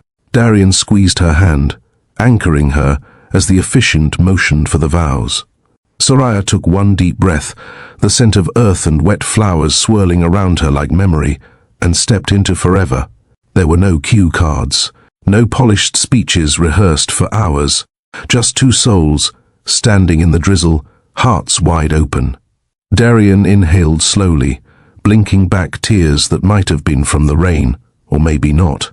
His voice cracked slightly, but he didn't apologize. "You cried in the rain," he began, eyes locked on hers. "You didn't know I was watching, but I saw you. Not just then. I've seen you every day since. The way you survive, the way you fight quietly, the way you give more than you think you have." Soraya's hand trembled in his. He didn't let go. "I didn't rescue you," he continued. "You rescued me. From silence, from numbness, from forgetting what it meant to feel something real. I promised to never look away from your pain. I promised to dance with you in storms, to never flinch from the mess or the beauty. I won't always have the answers, but I will always stay." Soraya swallowed, rain streaking her cheeks like silver threads. Then, her voice, low but certain. "I spent so long thinking I didn't belong anywhere, that I was a mistake, a shadow no one would remember. But you saw me. You didn't try to fix me, didn't make me earn your kindness. You just stayed. And that's everything." She touched his chest. "I don't want fairy tales. I just want your coffee in the morning, your socks on the floor, the way you hum off key when you think I'm asleep. I want your quiet, your chaos, your heart." The officiant didn't rush them. The moment stretched, sacred, and as they slipped rings onto each other's fingers, metal warmed in palms, not perfection, they weren't just promising love. They were promising presence, through storms, and through the stillness after. The ceremony was over, but neither of them moved. For a beat, the world stood still. No umbrellas, no rush to shelter. Just Soraya and Darian, eyes locked, surrounded by quiet applause and the rhythmic whisper of rain against pavement. And then he reached out. No music played. No one announced a first dance. But when Darian held out his hand, she didn't hesitate. Soraya stepped into him, into the space that had become her sanctuary. Barefoot on the slick stone tiles, they began to sway. Slowly, naturally, like it was the only language they had ever known. Water pooled around their feet, soaking the hem of her dress and dampening his tailored pants. And yet, neither cared. She tilted her head back and laughed, a sound that vibrated deep from her chest, free and full. He followed, eyes crinkling with a joy that reached somewhere he didn't know had been hollow. Friends watched from under the awning, moved to silence. For all their wealth, their influence, their complicated lives, none of them had ever seen love quite like this. Darian twirled her gently, and she came back to him breathless, cheeks flushed from spinning and something deeper. He whispered something into her ear, something only she heard, and she collapsed, into laughter again, head on his chest, arms tight around his back. She belonged, not just to him, but to the moment, to the life they were building, one quiet, imperfect, rain-kissed day at a time. Puddles rippled around them like mirrors catching pieces of heaven. And as they danced, clumsy, barefoot, giddy, they rewrote everything. Rain wasn't sadness anymore. It was rhythm. It was renewal. It was a blessing. The dance slowed, and so did time. The scene widened, first to the guests, some with tears on their cheeks, others holding each other tighter, as if remembering what mattered. Then, wider still, past the garden's stone edge, across the street slick with rain. And then, the bus stop came into view. The very same bench where Soraya once sat, soaked to the bone, trembling, invisible to the world. That cold night where everything seemed lost, where no one stopped, no one saw her. Where her tears mixed with the rain, and hope was a forgotten whisper. But not now. Now, it stood bathed in golden light, the kind of light that breaks through a storm like a promise, gentle, warm, unrelenting. A single flower sat on the bench, fresh, placed there by someone earlier, a quiet symbol. Maybe Darian, maybe a stranger, maybe the universe, righting a wrong. Soraya looked over her shoulder and saw it too. Her breath caught. She left his arms, barefoot steps echoing as she walked back toward it, this time not as a ghost of herself, but as a woman reclaimed, a wife, a sister, a survivor. She sat down on the same spot where she once broke, and this time she smiled. Darian walked over, crouching in front of her. He didn't speak. He simply looked at her like she was the greatest story he'd ever read. She reached out, brushed his rain-dampened cheek with her thumb, and whispered, "This is where I stopped believing. And somehow, it's where everything began." He kissed her hand and stood, offering it to her again. She rose, not because she needed help, but because this time, she had someone to rise with. Together, they walked back toward the garden, back into the rain, back into their forever. As the evening faded into twilight, the last dance ended not with a bang, but with a hush, like the universe taking a deep, satisfied breath. The garden lights flickered gently, casting a soft halo around the newlyweds. A slow drizzle still fell, but no one minded anymore. No one ran for shelter. The rain wasn't a threat now. It was a blessing. Darian and Soraya stood in the middle of it all, arms wrapped around each other. No fancy choreography, no rehearsed moves. Just a sway, just presence, just love, unapologetic and seen. He leaned in, his voice barely above a whisper. "You once told me you didn't belong in my world," he said. "But you've become the only world I want to live in." Soraya blinked back tears, her hand pressed to his chest. "I thought I was too broken to be found," she murmured.